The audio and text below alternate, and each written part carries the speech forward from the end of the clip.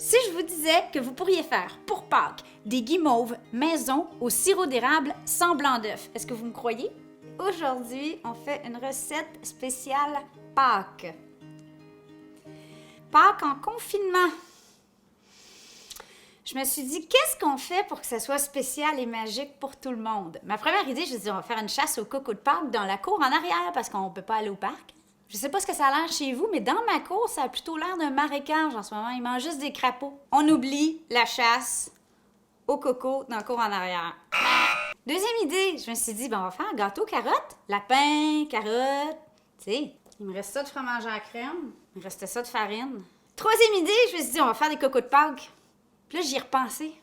On l'a fait l'année passée. On a donné. De toute façon, nos enfants, là, tu leur donnes des cocos de Pâques, ils seront comme « Oh, wow! » Puis 3 semaines plus tard, le coco de Pâques, il manque juste un bout d'oreille, il est encore sur le comptoir à la même place. Des guimauves à l'érable. Guimauve, on va essayer des teintes couleur pastel. Érable, c'est le temps des sucres. Êtes-vous prêts? On se lance. Guimauve à l'érable de Pâques. Alors, première étape, sirop d'érable, 1 tasse. 1 pincée de sel. Et quelques gouttes d'extrait de vanille. Moi, je l'ai en gelée, donc on va le mettre simplement comme ça. On va l'amener sur le rond et ça vous prend un thermomètre à bonbons. Un must, OK? 240 Fahrenheit. À feu moyen, ça peut prendre un certain temps. Vaut mieux y aller doucement parce que du sucre, quand ça part, ça part. Alors là, pendant que le sirop d'érable chauffe, on va préparer une petite garniture qui empêche les guimauves de coller aux doigts. Pour ça, je vais combiner environ 1/4 de tasse de sucre d'érable que j'ai broyé fin. Ça pourrait être du sucre ordinaire. Ça ne serait pas la fin du monde si vous n'en avez pas. On va combiner mon sucre d'érable avec 1/8 de tasse, soit 2 cuillères à table de sucre en poudre et la même quantité de fécule de maïs. Sinon, c'est comme trop sucré. Et là, sur une feuille de papier parchemin, je vais répartir cette garniture anti-doigt collant de façon le plus uniforme possible.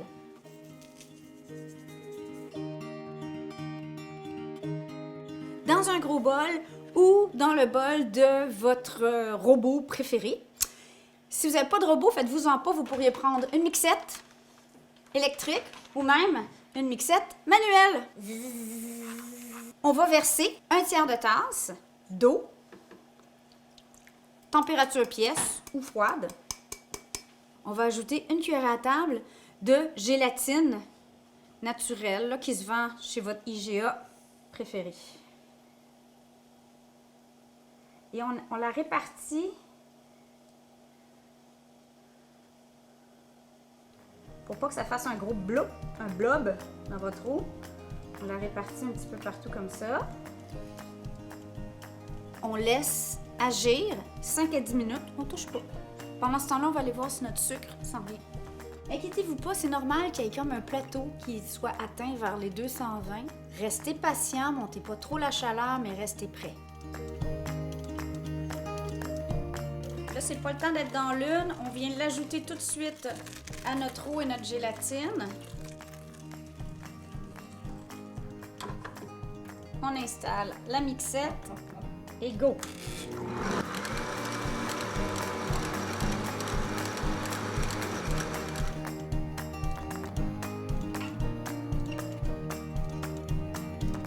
Oh! OK, les pics tiennent pas mal. Je pense qu'on y est. Si vous voulez faire des guimauves toutes de la même couleur, à ce stade-ci, vous pourriez ajouter une goutte de colorant à la fois pendant que ça tourne jusqu'à temps que ça soit la couleur que vous voulez. Nous, ça va peut-être être 1 minute d'humilité. Je vais essayer d'en faire... Oh, check ça.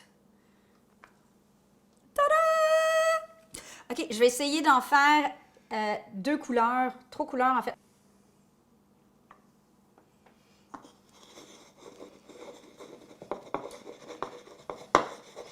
Et voilà, guimauve mauve. Des guimauves, hein? Et là, je vais venir étendre. Et là, on va tapoter à l'épaisseur désirée. Une couche de guimauve naturelle ici.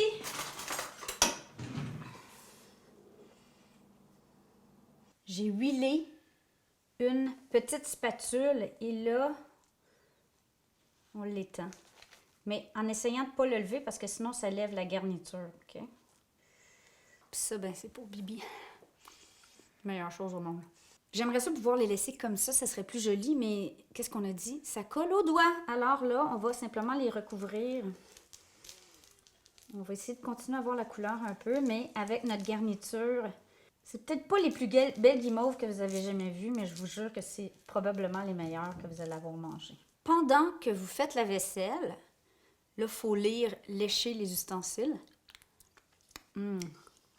Avant de faire la vaisselle, là, c'est le temps de faire contribuer les enfants. Hein? Il n'y a personne qui va se plaindre. On va laisser ça prendre. Ça peut être 1 heure, 2 heures, peu importe. Ils vont pas venir durs, là, jamais comme des guimauves du commerce, mais c'est ça l'objectif. Hein? Il faut que ça goûte maison. Et c'est tellement meilleur. OK, on se revoit tantôt. Si vous avez plusieurs couleurs, prenez plusieurs couteaux. On peut huiler les couteaux, mais on dirait que ça finit toujours par devenir collant. On peut les mouiller aussi.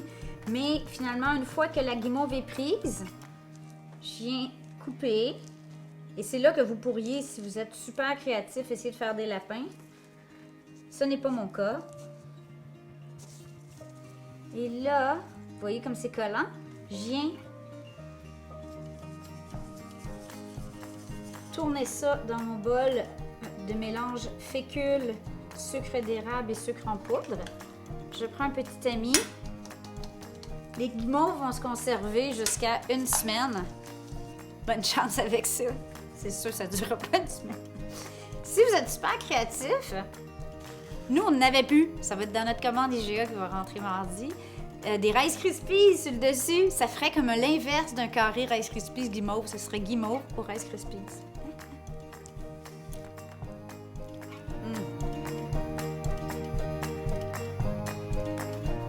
Bon ben, à votre tour, amusez-vous, faites des guimauves. Si vous préférez faire du chocolat ou une chasse au coco dans le marécage, ben, bonne chance avec ça. On vous aime, joyeuse Pâques!